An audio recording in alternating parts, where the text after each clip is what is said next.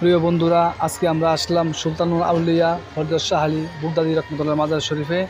আজকে বাবার পবিত্র উরুস মুবারক 19, 20, 21 মে। এই দিনই বাবা ওফাত গ্রহণ করেছিলেন। সকল ভক্তগণকে কাঁদিয়ে বাবা চর্মচক্রে আড়াল হলেন। আজকের এই দিনে শাহ আলী বাবার দরবারে লক্ষ লক্ষ ভক্ত আগমন হয়েছেন। মালিকের কৃপায় আমরা হাজির হলাম। হজরত শাহ আলী বাবা ছিলেন হজরত আলী রাদিয়াল্লাহু আনহুর বংশধর। হজরত ইমাম হুসাইন হতে ইমাম আলী নকির পিতা পর্যন্ত তার পূর্বপুরুষগণের মধ্যে সকলেই বসবাস করতেন মদিনায়। তার বংশ হতে শাহ সৈয়দ সুলতান আলী সর্বপ্রথম বাগদাদে আসেন, যিনি ছিলেন ইমাম আলী নকির ছোট ভাই। পরবর্তীতে তিনি দিল্লির সুলতানের আতিথ্য গ্রহণ করেছিলেন। বাগদাদের বাদশাহ সৈয়দ ফখরুদ্দিন রাজের জ্যেষ্ঠ পুত্র ছিলেন সৈয়দ শাহ আলী বাগদাদী। বাবা শাহ আলী ছিলেন বাগদাদের তৎকালীন বাদশাহর বড় ছেলে। ছেলেবেলা থেকেই শাহ আলী বাবা ছিলেন ভাবুক ও সংসার বিরাগী। বাবা শাহ আলী ছিলেন 30 পারা কোরআনের হাফেজ। বাবার মৃত্যুর পর রাজ্য পরিচালনার ভার বাবা শাহ আলীর উপর অর্পিত হলে মাওলার প্রেমের পাগল শাহ আলী বাবা এসব তুচ্ছ নগণ্য ভেবে সমস্ত সুখ বিসর্জন দিয়ে আল্লাহ পাকের সন্ধানে বেরিয়ে পড়েন।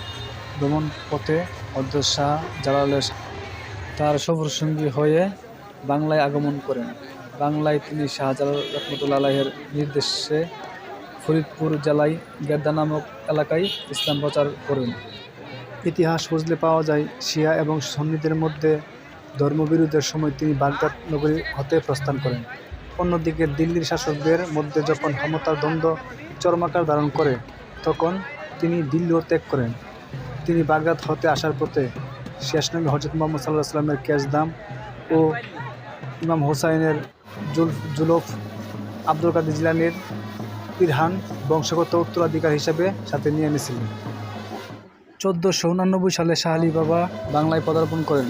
দিল্লি হতে তিনি প্রথমে ফরিদপুরের গেদ্দাই নামক স্থানে আসেন।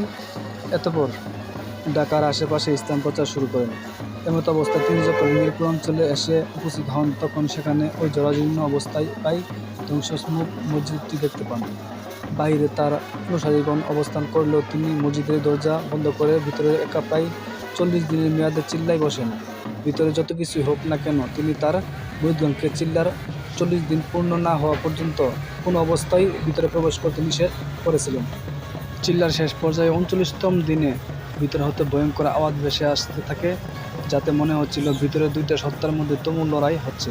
একা পক্ষ আর্তচিৎকার করছে, ফলে অসহায় হয়ে তার অনুসারীগণ দরজা ভেঙে ফেলেছে। দরজা ভাঙার সাথে সাথে ভিতরেই আওয়াজও বন্ধ হয়ে যায়, অথচ সেখানে তারা তার রক্তাক্ত ছিন্ন বিচ্ছিন্ন দেহ পায়। পরবর্তীকালে ফার্সি ভাষায় খোদাই করা একটি শিলালিপি উক্ত মসজিদে পাওয়া যায়।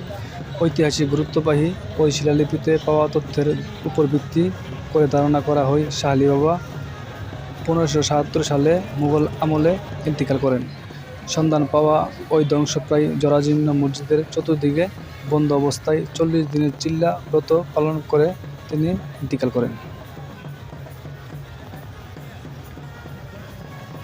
এই মসজিদের ভিতরে শাহ আলী বাবাকে দাফন করা হয়। তো বন্ধুরা, আমাদের ভিডিওটা ভালো লাগলে লাইক শেয়ার করবেন ও কমেন্টের মধ্যে জানিয়ে দিবেন আপনাদের মন্তব্য ও চ্যানেলটি সাবস্ক্রাইব করবেন। অসংখ্য ধন্যবাদ আপনাদেরকে।